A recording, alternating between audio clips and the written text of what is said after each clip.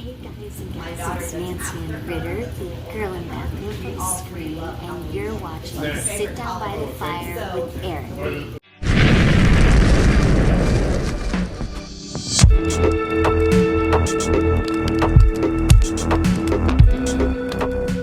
This is Eric Vierthaler, host of the podcast Sit Down by the Fire, and I'm here with my co-host Tony, and we're here to promote the upcoming movie They Pray in the Night. And so I'm here with the director and with the cast. And so how about you all introduce yourselves, and ladies first? I'm Tanya Lewis. I'm Derek Sorrell. And I'm Patrick Kennedy. And I'm David Coleman. I certainly appreciate all of you sharing that, and I definitely greatly appreciate all of you taking the time out of your day to be here. Thank you, guys. Thank you so much for inviting me. Yeah, certainly. And so I guess my first question is, so what exactly inspired you to get the idea to make this movie? It's something personal that happened in the life of my dad. It was him and his 4 friends that just went out hunting one night, and he had told me the story over several years, and so I just sat down and finally wrote about it. Awesome. Yeah. And I mean, it's actually not the first time there have been horror movies based off of real life events, like such as the original Nightmare on Elm Street actually was inspired by a real life event, like about this girl like who refused to go to sleep and then ultimately she finally eventually went to bed, and then the very next day she never woke up, and then that was one of the things that inspired that movie. And so and I also know that there have been other horror films based off of real life events, like such as Psycho and Texas Chainsaw Massacre, although not entirely based off of real life events. But yeah, and so as far as a lot of horror films go, they have to get the inspiration from somewhere. Yeah, absolutely. It's great to be able to take real life experiences and share them with the world. Yeah. And so would you say that this film is entirely based off of everything that happened beat for beat, or were there some changes done? It pretty much is beat for beat. There's a few things that we added that are just kind of filler stuff. But there's a whole lot of stories that are from the lives of guys. So it's a lot of real life events that happened. I just feel like that because it came from real life events, knowing that there's already that experience there, I just kind of feel like that, especially with this being a horror movie, I definitely feel like that can add to the overall intensity of it. Yeah, absolutely. So I guess my next question for all of the cast, what exactly was the origin for all of you to get involved? So I came across a casting call a while back last spring, and it struck my interest immediately. I'm number one genre, survival thrillers, real world scenarios. That's my jam. Those are my favorite movies. And I came across this casting call while I was out of town, and I thought I might have missed it or been too late. And then I was still going to reach out to Tanya, who I had not met yet, but had her contact info on the call. And before I could do so, ironically, that same day, I received an email from her. And from there, a lot of serendipitous coincidences. I actually, once I got the script and started reading it, I had kind of wrote a similar story from a 7 or 8 year old's point of view back when I was younger, and involving a lot of the same themes, just more childish, seeing as I was 7. And it's just kind of cool to have come full circle and kind of live out my imagination. So through a true experience that was had, and it's an honor, and it's only getting more exciting each day. Awesome. So I actually know Tanya previously. We worked together on a photo set for Cherry Hill Photography, where I was playing a costume character there. And basically, I knew her from before, and so she ended up working a film set, Cuisine de l'Apocalypse. So I knew that she was in the film industry, and I'd worked with her before, and she was a great manager. And so I ended up seeing something about her making a film. So like I messaged her. It's like, hey, I'm interested in whatever this is. So she sent me sides for a character, and I auditioned for the character.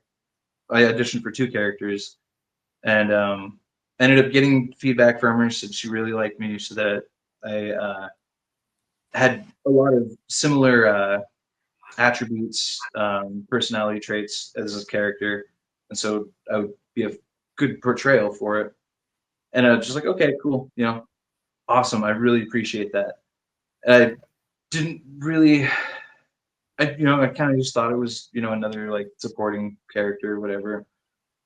And I'm sitting there, wake up one day, and I'm just like getting a bunch of notifications, and I open my phone, and it's like I see this big poster, and there's like his name, my name, and one other at the very top, and I'm like, oh, this is this isn't just another supporting role. Oh my god, I had actually no idea. And so when I got sent like the full script, it was really interesting. It was really intriguing.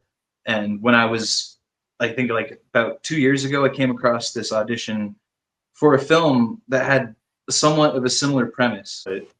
So I feel pretty connected to this film, and it's almost like an opportunity to revisit that last year, because that unfortunately that audition for that film, the film ended up kind of just disappearing.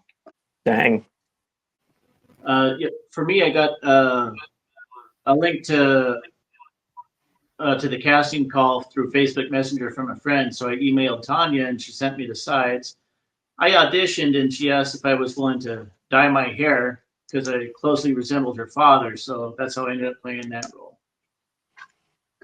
I actually auditioned for 2 different roles as well, and they both, having never met either character, I was sort of trying to visualize who each person kind of gauge the personality, temperament based off of just the sides I was given, and both of the sides, both characters, the audition sides were around the same kind of point in the story.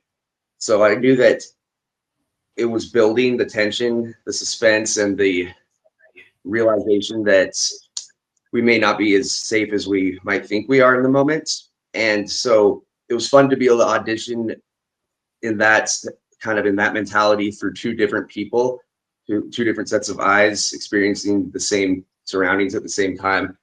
And I wasn't sure after doing them which one I felt more confident in. So I was just, honestly just hoping that I got one, because I really wanted to be a part of the project. And once I got assigned the role that I'll be playing of Lucas, I just, kind of dived headfirst into who Lucas was and trying to learn as much as I can about it. And just, like I said earlier, live out one of my own fantasies, but it's real at the same time. So best of both worlds. Awesome. And as far as the whole dyeing your hair for a role, and yeah, and I mean, a lot of times that's something actors like have to do. Like, I know that when Emma Stone got cast in the Amazing Spider-Man movies, she actually had to dye her hair for that one as well. And yeah, and I mean, you got to do what you got to do, just to match with what the director wants. Yeah, well, I mean, Natalie Portman shaved her head for V for Vendetta.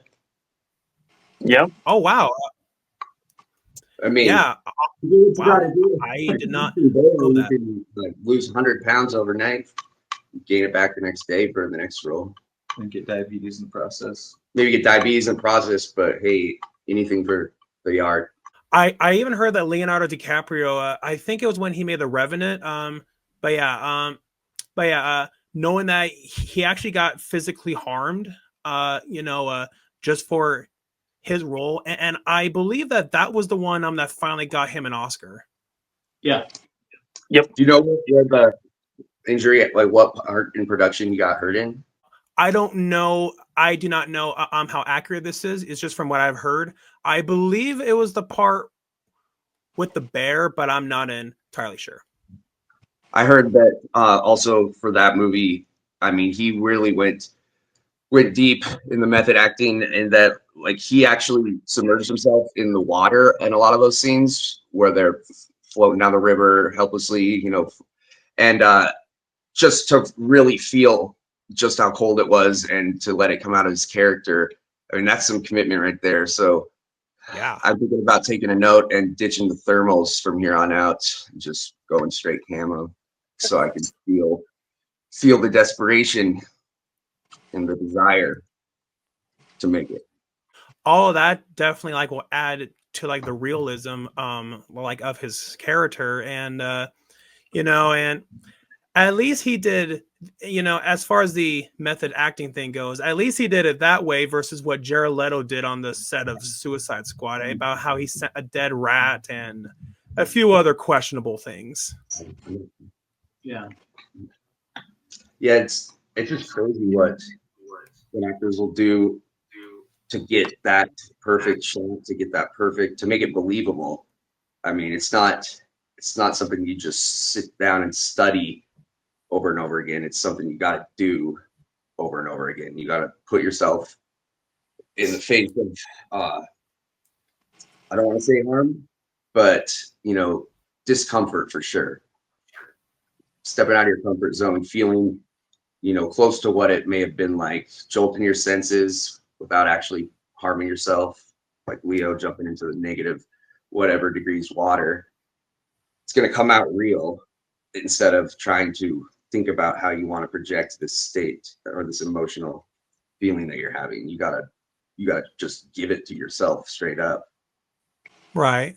And so my next question is, how did all of you get prepared for your roles? I have this really cool shirt that has like all these claw marks on it, and I've just been wearing that every day. And also, like I said, I've been thinking about the back of my mind, like this kind of concept around this.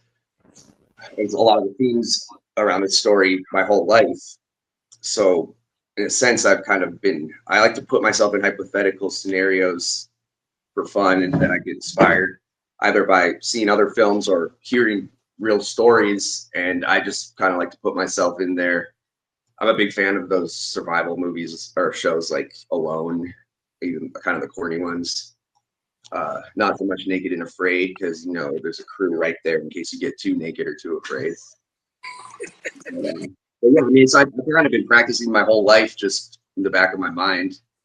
I've always had an obsession of apex predators of all kinds, and any opportunity to get as close as I can without, and still have another chance to get close to others. Well, for me, I just have to model after her father, so I get to sit with him and talk with him on set and ask him about his real life experiences. So it wasn't too difficult for me, and he's got some wild stories. It's amazing.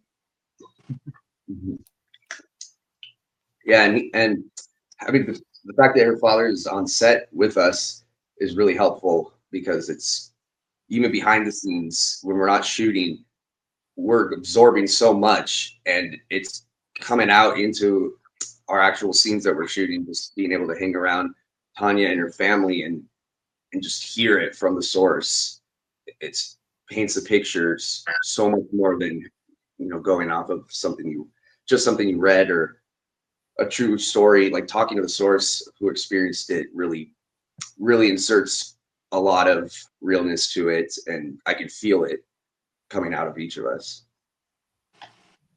What about you, No, I think everybody, feel like every man has that like survival fantasy where they're like pitted against all odds and they still come out on top. It's like that. I can't think of the word, but you know what I'm talking about. everybody wants to be the hero, you know, like in their own fantasy at some point. Everybody wants to know, like, can you do this? You know, if I was in this situation, I feel like I could do this. And growing up in Montana, you know, being out there in the woods, all kinds of wildlife, threats, things that could get you.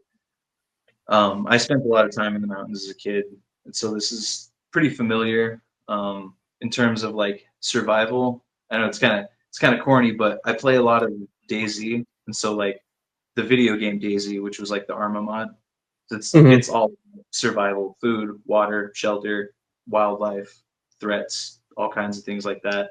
Strategic survival, thinking ahead, Strategic not just survival. shooting zombies. No, it like you got to worry about. You can get sick, break your bones. Got to find food, medicine, all that stuff. So like I play a lot of survival simulators and stuff, and I also watched a lot of like survival movies, survival horror movies, like The Edge, 127 Hours, Backcountry. You know, like we were talking about that. We've been watching a lot here. We've been doing a lot of research. You know what I'm saying? We've only been watching survival movies for the most part. Horror movies, survival movies. I'll vouch for that. We've all been taking turns picking them too, and forcing one another to watch each of our choices. At gunpoint. Yes, At gunpoint, yes. but they're not real guns. No, they shoot Fruit Loops. Yes. By the way, we need some more Fruit Loops. Yeah, well, you know, to all that, I would say that concern that this is a survival horror movie, and I mean, it definitely would make sense, and especially helps you, you know, just to put yourself into that mindset, watching all these characters and all these movies trying to survive, and then makes you think, you know, what if that was me? Mm-hmm. Mm-hmm. I mean, horror movies, thriller, survival, the intensity, those have always been my favorites since I was a kid. I'm not sure what it was that wired me that way, but I know I'm not the only person out there like that, because people go to these movies, they watch these movies because they want to experience, they want to have a sensory jolt that really gets to them. They want to feel fear. I don't know how to say this, you know, respectively, but people like to see other people suffer when it's in a movie because they can essentially try to live through them without actually being in danger themselves. That's the whole point. And I latched onto that as a kid right away, and it's only grown. And so it's kind of like on a 360-degree dynamic around it in this particular situation, because I'm hoping to provide that reaction in others that see the film and also experience it myself in the moment. And also the fact that this actually did happen is another big cherry on top in my whole experience. One of the things that I did is seeing how this is based on real characters. I reached out to Tanya and I asked her and her family about the character that I'd be portraying. You know, like, what was he like? What were his quirks? You know, what was his personality traits? Things like that. You know, down to what kind of facial hair did he have? And seeing as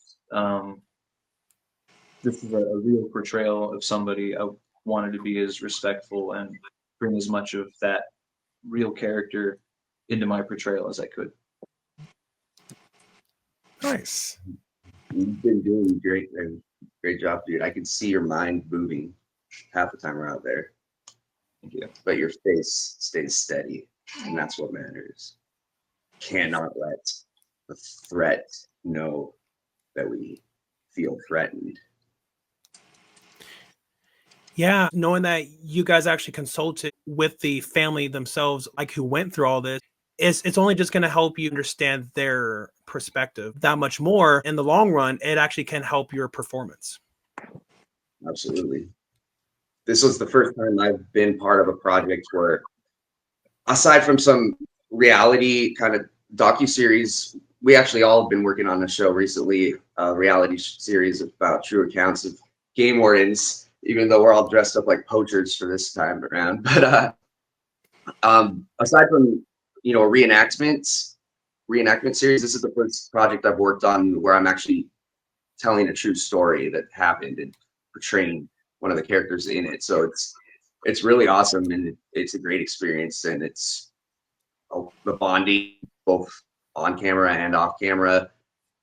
It's becoming more and more real, and yeah, each day it's getting more and more exciting. So as the story progresses, you shoot everything kind of out of order in any event, just based off of availability, weather, logic, and but still, I feel like we're still moving along in our own story, within a story, telling the story to the squared decimal. When you shoot a film out of order, you and then have to work that much harder, like at trying to keep up with the continuity, just to try to make sure that that your like beard is like the same length, and it's not going to go from like short to long, because people definitely will notice that, and you also have to keep up with the continuity for all the clothes that you wear, because if you go in to one shot wearing a white shirt and then the very next you go in wearing a red shirt, it's definitely going to catch people off guard. And I think one of the most important things too is being in the moment and knowing which scenes are coming up and the mindset that you need to be for those scenes. Well, still, with being a film and a story that's 4 leads, and that's the sum of the cast, the continuity, like you were mentioning, is so crucial. Also, just knowing the script front to back, so that whatever scene we're shooting, we know what's been up until that point, whether we filmed it or not yet. But the continuity being that we're the only 4 people on the camera, and we're out hunting, so we have a lot of accessories, gadgets, things to keep track of, and so staying in the moment while remembering any sort of decision you make throughout the process. Like, so, first shot out in the woods, if you're wearing sunglasses, you got to make sure that as long as it's still daytime, you still got them, or you make it clear that you're going to take them off so the audience realizes that you're not using your sunglasses anymore because you made a conscious decision not to. Just little things like that. Like, I'm finding myself we haven't slipped yet, but that's really the hardest part, because we get so absorbed in the story, and we just got to make sure that everything is exactly where we left off, especially when we do a pickup scene, halfway through from where we left off the next day. I remember exactly what you were carrying, wearing. Only Lucas didn't forget his backpack. But my character, fortunately, is very forgetful and in the story, so it works out good for me, because it's actually, of all the characters, I am definitely more similar to my own, because I do forget a lot of things. So it's been interesting, because everything is just kind of starting to feel more and more real and more like it's supposed to be. Concerned that your character's forgetful, and you mentioned there have been times you have forgotten things, and I mean, it just makes it easier for you to relate to your character. Mm-hmm. And I mean, and I totally get it. I've gone to the point where if I don't write something down, well, like such as a doctor's appointment or anything else, I definitely am going to forget about it. Got to stick to one app and one app only for organization, but still nothing beats the old pad and pen, in my opinion. Yeah, exactly. Yeah. So I've had over 20 minutes asking questions. I'm gonna hand the next set of questions over to you, Mr. Tony. Actually, I had a question for our director here. You were talking about writing the movie based off of real events and everything. How different is what you're filming versus what you started writing? Like script wise, I should say. It went through several revisions. So the very first script looks a lot different than what we're actually shooting right now. Derek actually has a printout of, I think, our first script, and he keeps comparing to the new one, and he's like, wait a minute, it changed. So they got the revision of this script like the day that we started shooting, and it has a few things that I've added to it, some different scenes and a different ending, and a lot of word changes. So it's definitely different than the first one. That's for sure. It's gone through a lot of work. There's no Trans Am anymore. It actually is a Trans Am now. Now it's a Trans Am. What is Wow. happening? Talk about a hybrid vehicle. I know, it's a transformer. Oh no. Versus For you guys, what's been the most difficult part of getting into character? If there is a difficulty to it. I'd say in the earlier parts of the story that we filmed so far that take place towards the beginning of the story, where before the hunt begins, and we're kind of just hanging around as buddies, getting to know each other and letting the audience get to know us. Those parts so far have been more tricky for me, just because we're not in a moment of united struggle and pursuit of safety yet. We're just kind of bullshitting and shooting the shit. So that's really where I'm trying to get as deep into really listening to in between the lines of the dialogue, and just absorbing and thinking, putting myself back into that place I never actually was, but these characters were. And I feel like these early scenes in the story are really important, because as a character-based movie, the audience wants to be invested in each character, and kind of, whether they realize it or not, they're thinking about or trying to predict what's that character is going to do in that moment when what's happening is unfolding, and how they're going to react to it. And so the more simple scenes have been the hardest for me, the most difficult. Personally, I know these guys. It's really cool because I know these guys. I've worked with these guys before. They're my friends. So, like the scenes where we're just shooting the shit, I'm able to just talk to these guys just like I do. I'm able to give them a little bit of shit and give it back in the moment. I know those scenes. We like to call each other by our character names off the camera too. And one thing for me is there are some tense scenes, there are some difficult scenes that come up at the head of the film, and being in that mindset, being ready to perform in the way that I need to perform, and being able to translate those emotions properly on screen so the audience feels what I feel. For me, those are the most important, and those are the scenes that I've had the most preparation for. Well, and I think for me, since Tanya's dad is on set, it's relatively easier for me. The tricky part for portraying him is trying to get his speech pattern and his pace and rhythm of speech down. That's always difficult. But that's why I like to talk to him before we start shooting. Okay.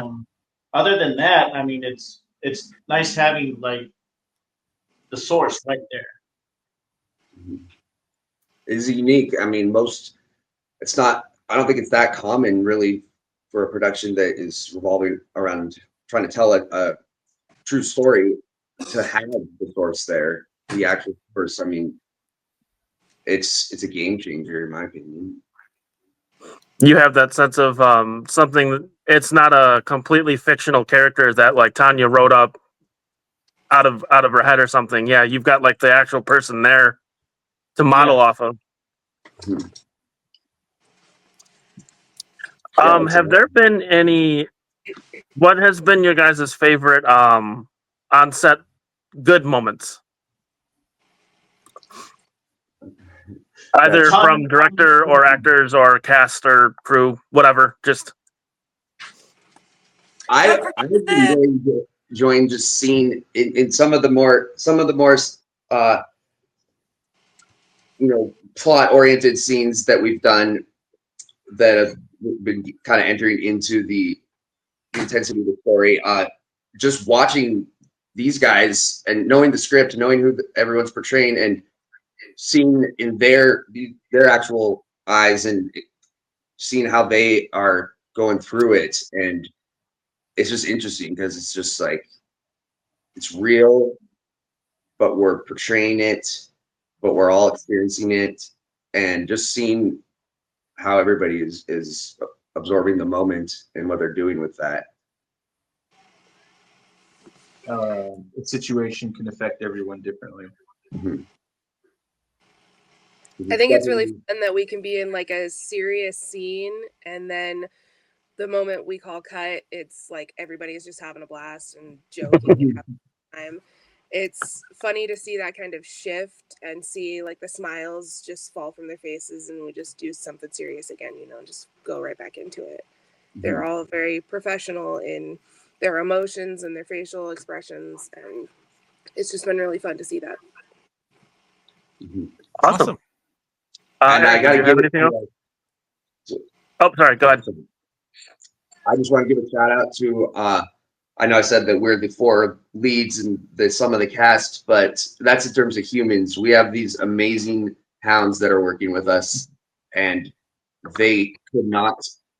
I'm taking tips from them. They are doing exactly, or they're like one take stars. Like this dog climbed a tree earlier, basically, and pulled down, a kill for us. And they're, I don't know. I love these dogs.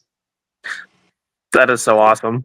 It's ironic They're- because my character's not so fond of them. Do you, Lucas? I love them. I make up for it behind the scenes with them. You guys know I didn't mean that.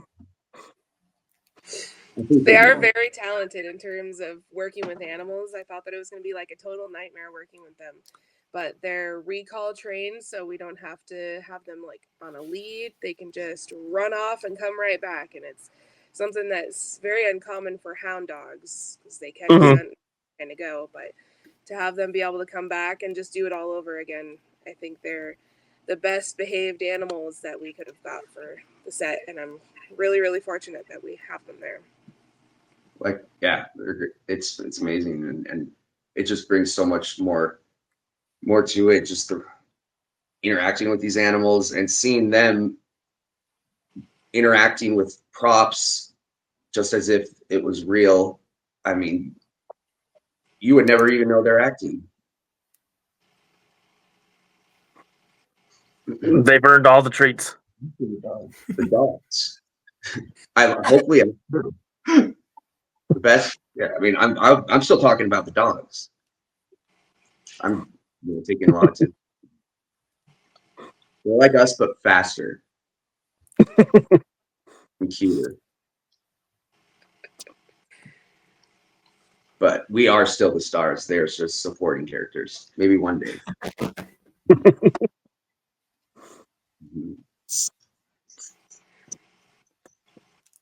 So, if it's okay with Tony, if I could ask a Go for it. question. So, and so you guys mentioned about how there were dogs on set. Did you guys like actually have to hire somebody to actually help to train that dog, or what? Well, Tanya worked all that out, so I think she'd be better pressed to answer that question than us. Okay. So, the dog's owner is our handler on set, so they know how to get them back for their recall training, and they have all the equipment that we need to get the dogs back and to keep track of them. So it's been really nice having the owners there to handle them, because that way they know who they're going to, So it's been really nice to have them there, and they kind of volunteered to help us out, so it was really nice. And they volunteered their hounds, and we thought that it was going to be really hard to work with them, but thankfully they've been trained up until this point for recall and for doing like following some drags and baying at the trees and stuff. So that's all kind of on the owners. That's it's something that they worked really hard on. They've been working really hard on getting the dogs to kind of tree for us. Some of them are still really young, and so it's just kind of a learning curve for everybody. But thankfully, they've had some of that prior training before coming on set. So we didn't have to really do much when it came to the dogs. They were just ready and prepared to go. I think the cast and I have had to do more to prepare than the dogs did. They're just kind of there doing what dogs normally do. And the handler, his name is Eric, he's had to learn a little bit because hunting in real life is very different than portraying it on screen. So it's been more of a learning curve for him than the dogs, I think. Yeah, the dogs are, I mean, the definition, they're in the moment. If us humans as actors can obtain that same level of presence that a dog has, I don't even want to know what the world of film would look like. Christian Bale. But Christian Bale, God's just pure method. Yeah. I was going to ask, what has been the longest take you guys have had to do in terms of no cuts, just action to cut? I don't know if we can really say that without spoilers, though. Fair enough. Fair enough. So, I mean, there's one that we've been working on, but we haven't completed yet. I don't know if that answers the question since it's still ongoing. But Okay. Yeah, I would agree. Probably, Yeah. I'll probably end up being like a barbecue scene. Yeah, which is one of Just the hanging out. it's a mild scene in terms of any action or suspense, but it's a crucial scene at the same time because it's Establishing our establishing friendship. who we are, our friendship, Right. our connections, our passions, and so it's imperative that we get it right so that the audience wants to see us go on this journey. And I'm feeling really good about it because this journey is quite a journey. Yeah, I think that scene will be the longest as far as setup because there's not as many camera changes in that scene as all of the other scenes. We kind of break partway through and shift the camera changes angles and stuff. So I think that the scene they're talking about is definitely going to be the longest one as far as one single run through. Okay. We're going to eat during it, so that's good. Yeah, they get to have lunch right on screen. How going back to the continuity conversation we had earlier, how difficult is that having food present on a set? I don't think it's actually in this situation as difficult as other scenarios could be because it's very some of the we've gotten a lot of good sponsors involved in this, so we're eating their food and we're drinking their drinks, and so it's the continuity is actually pretty easy in that regard. In terms Okay. of So you don't have like a Hellman's mustard in one shot, and then it's a Aldi brand mustard in a different shot. and that Or- would normally be what would be difficult about this scene if we hadn't been so fortunate enough to get all the sponsors we got. Yeah, Right. because then we provided us with ample food for multiple takes. Mhm. So we've been blessed that way. Awesome. I think for me, it's just like the continuity. It's like when you end a scene doing something, it would make sense that you start the next scene doing the same thing or wearing the same thing. You have the same equipment on you, the same makeup. You look Gotcha. the same. Everything is the same as it transitions and progresses. And it's especially important when you film things out of order. I've been very fortunate in that regard that all of these guys are very, very fond of continuity. So each one of them is making sure that things are exactly the way that they're supposed to, and it kind of takes a little bit of a pressure off of me. So fortunate. It's always good when you have a bunch of people who are movie fans first acting and making movies. Yep, exactly. I don't get actors who are like, hey, you know, you're on a film set, you meet this really cool dude, he's an actor, he's been doing it for a while, you go to like shoot the shit with him, you go to talk about, you know, what's your favorite movie, and it's like, oh, I don't watch movies. That is very for some reason. like I experienced that numerous times, or not verbatim. I don't watch movies, but just kind of passive responses. Oh, I don't know. Like, yeah, I like a lot of the movies with so and so, and then like, what? Cool. I guess I would tell you some of mine, but I doesn't really think you would. That doesn't really sound like you'd care. So it's just kind of like it's weird because they put so much energy into this, and I can tell. And these people that have that response, they're doing a good job of what they're doing, but it's just kind of maybe I'm just annoying them every time I ask them that. I'm breaking their flow, and they're just trying to stay in character. So I don't know. Everybody's different. Some actors are just more mysterious than others. Fortunately, I've gotten along with these guys really well. I'm learning that both of them really like horror, the same as me, and so we're just going through all these horror films, talking about them, talking about the scenes, the shots. It's like, oh, like that was really cool. I really liked his performance. Yeah. What's something that you would add, like in a horror film? And I really liked the one we just bounce around ideas and talk about things. And it's fun to catch continuity mistakes in professional films. It's like, Yeah. wait a minute, that wasn't there. Yeah. The case of the disappearing people and the reappearing people. Yeah. Yeah. Or like just very,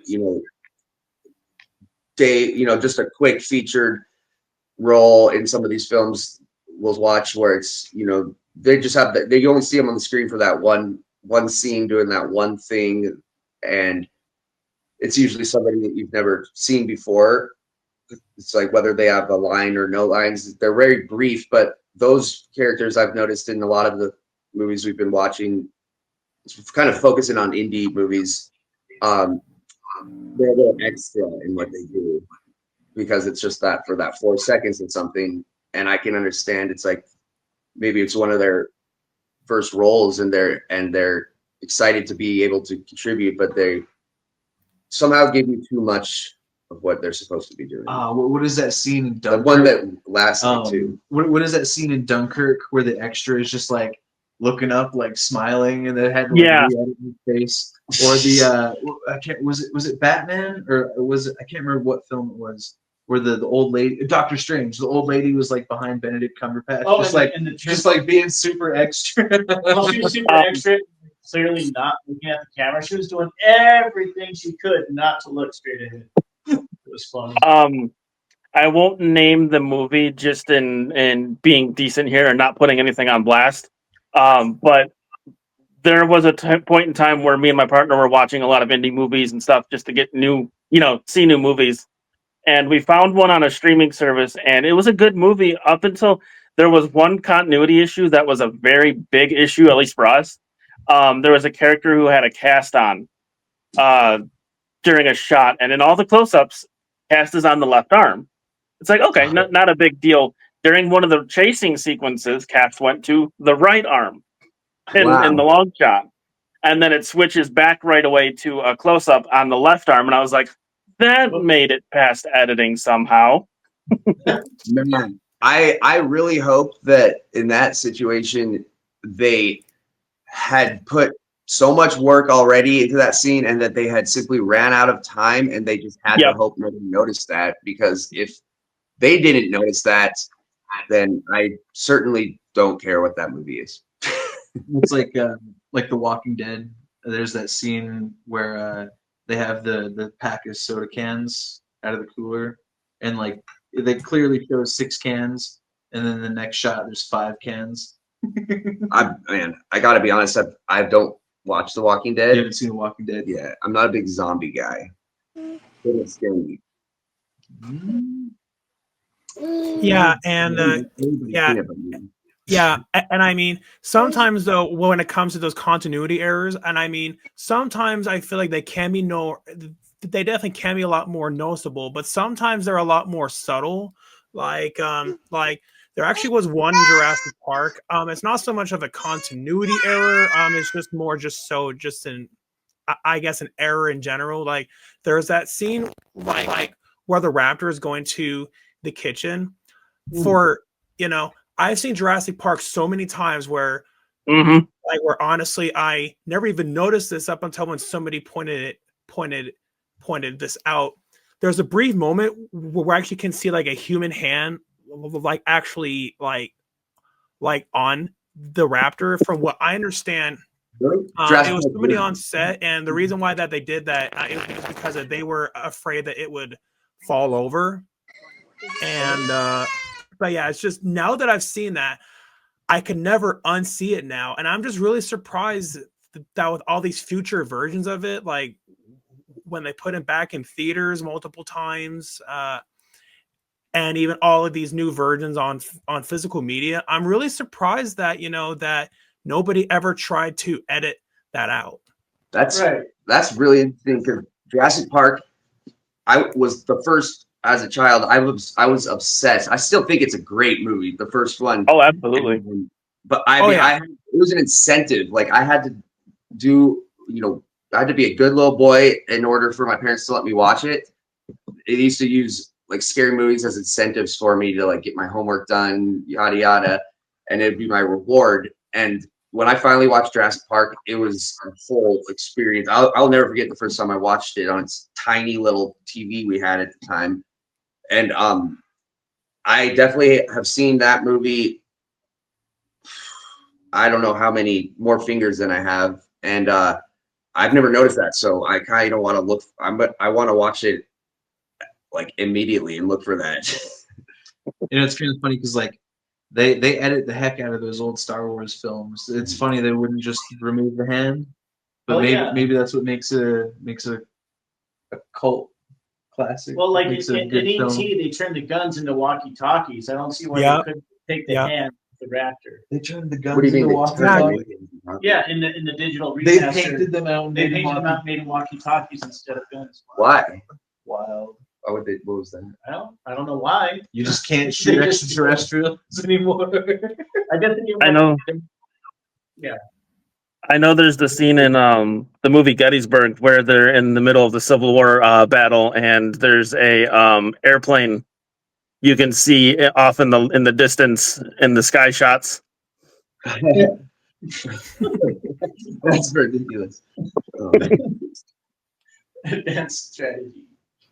And then there's in the moments like instances where you can notice that I did a lot of stand-in work as well as a couple days I partook in doing some background on the production in 1923 in Butte, and on the first season, we have hundreds and hundreds of extras running around and reenacting a World War One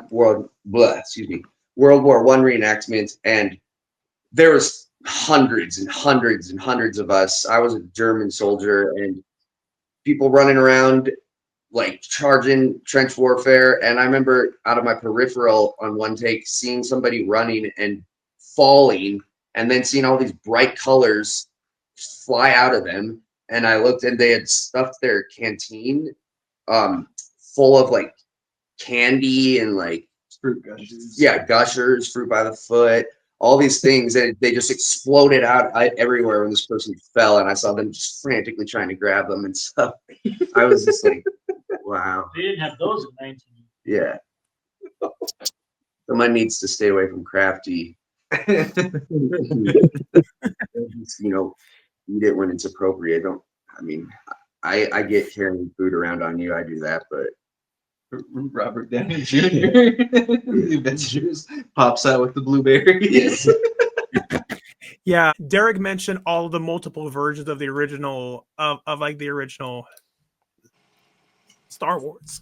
And in my opinion, probably the worst change they did, I think it was in A New Hope, but it's during that scene where like Han shoots that one where Han shoots that one alien, and then like Han Solo just casually dodges a bullet with his head. It's like nobody ever casually dodges a bullet like that. And so oh gosh, out of all of them, in my opinion, that of all changes, that was the most cringiest one.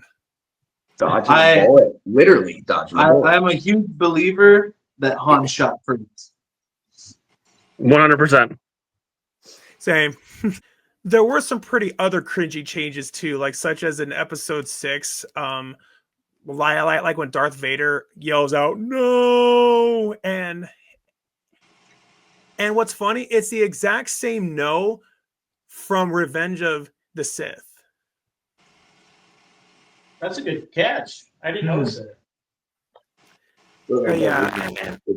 Yeah, I mean, it was just so much more powerful in the original version, like where like he didn't say everything. It's just all of his body language did all of the talking, and you know, and you knew exactly what was going on in his mind, and then you didn't need to have Darth Vader yell out "No." It's just having him yell out "No." It just really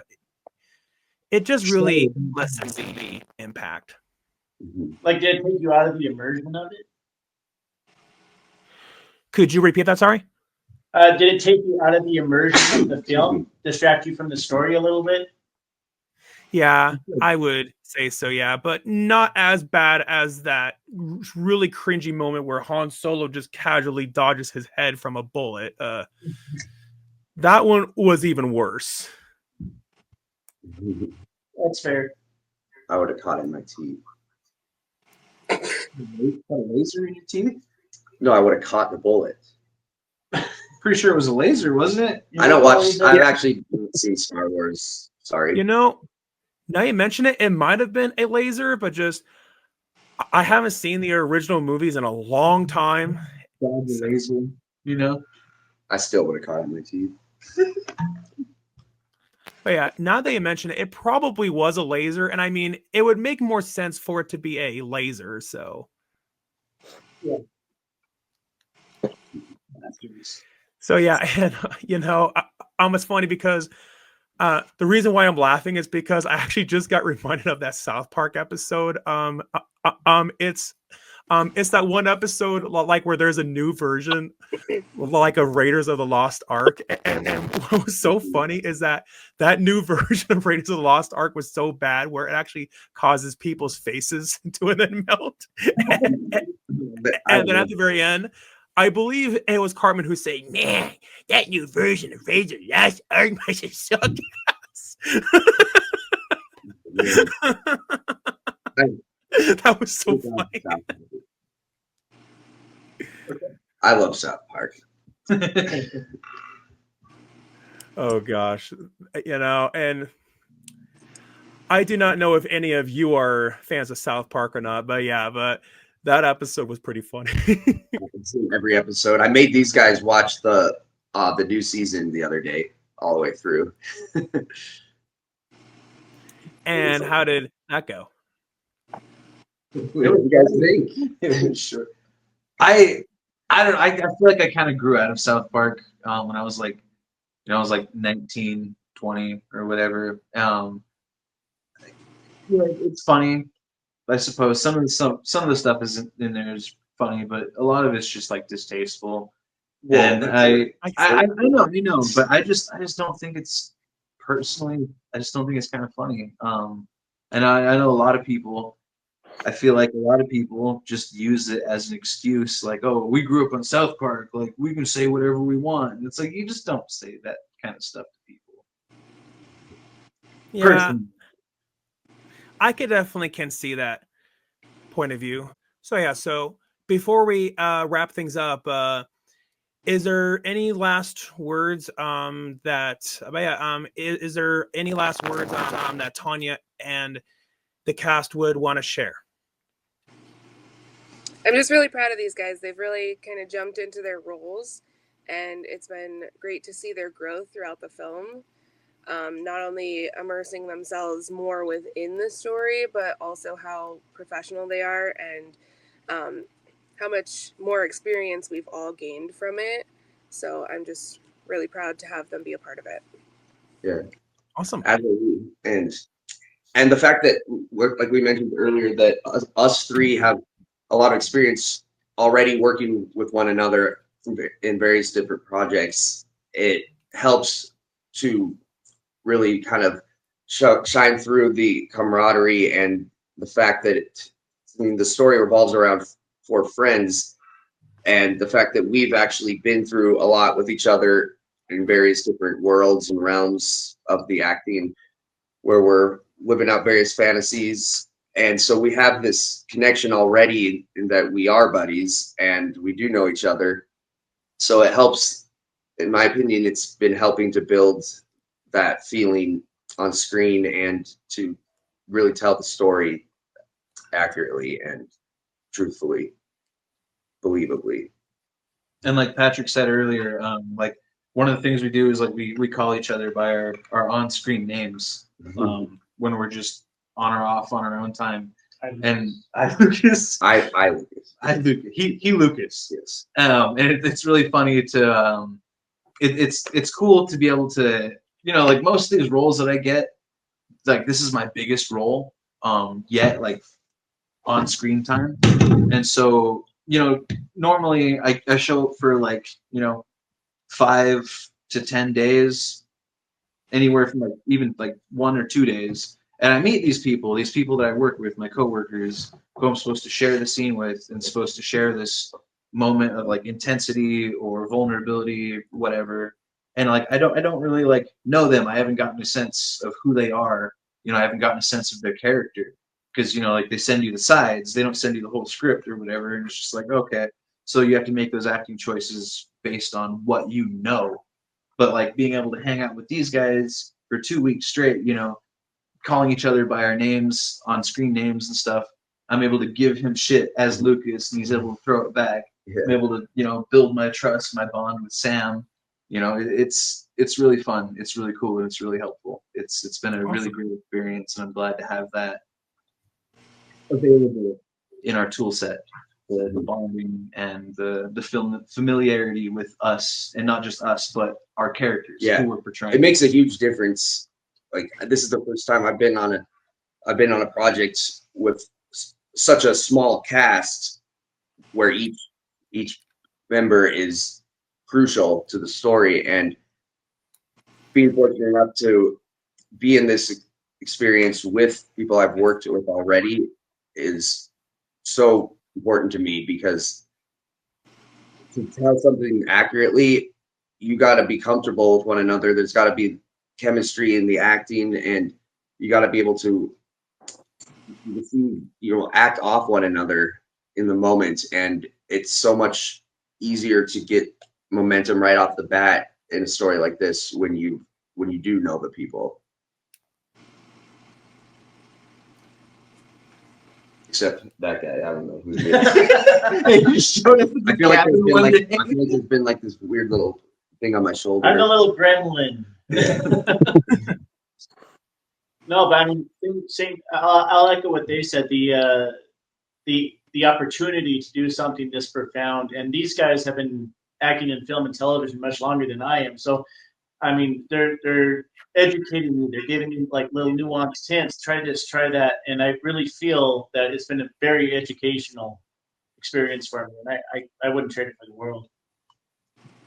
We have all the ingredients to make this film as believable and real as possible, and I find that very fortunate with an indie production, and to have the source to go to for questions we may have about certain parts of the story, and to have such a passionate director who's been, you know, working on this story for quite some time, and to be the chosen ones to be able to tell it. We have everything we need, the most important things that a lot of productions simply don't have. It doesn't matter how much technology you have. I mean, it does matter, but like to have the source of it with you at all times, it's just great, and I'm loving this. Awesome. Tony, do you have any final words? I just wanted to say good luck to everybody. Looking forward to seeing it. If this is our wrap up here, can we get a non-spoiler quick summary of the basic plot of the movie? What can you do? I'm gonna let you guys do the honors, actually. Oh You guys Each say a word and it keeps going in a circle. no. maybe just do a quick huddle and then. So And- basically, In one sentence, the hunters become the hunted. Yeah. But there's a lot more to it than that, which Derek was about to enlighten you with. yeah, no, I feel like a base outline for it is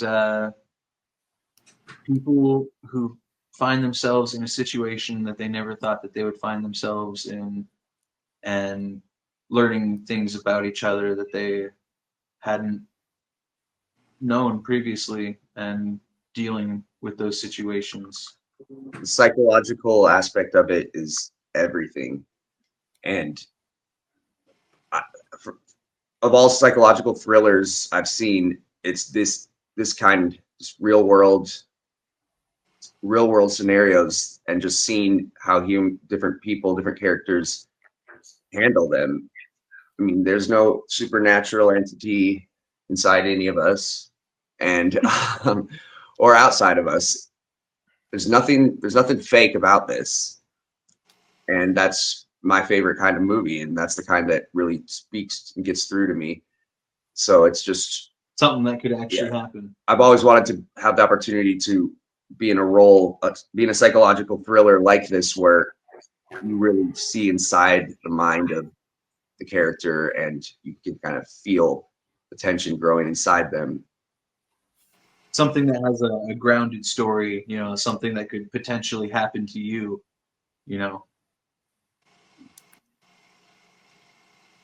Awesome. Thank you. Awesome. Yeah, and but yeah, I definitely want to thank all of you for taking time out of your day to be here, and yeah, and I definitely do look forward to when I finally get to watch this movie. Well, thank you. Much for having- Yeah, certainly. But yeah, you all have a fantastic day. Thank you. too. Have a good day, Thanks everybody. again. Having us on here.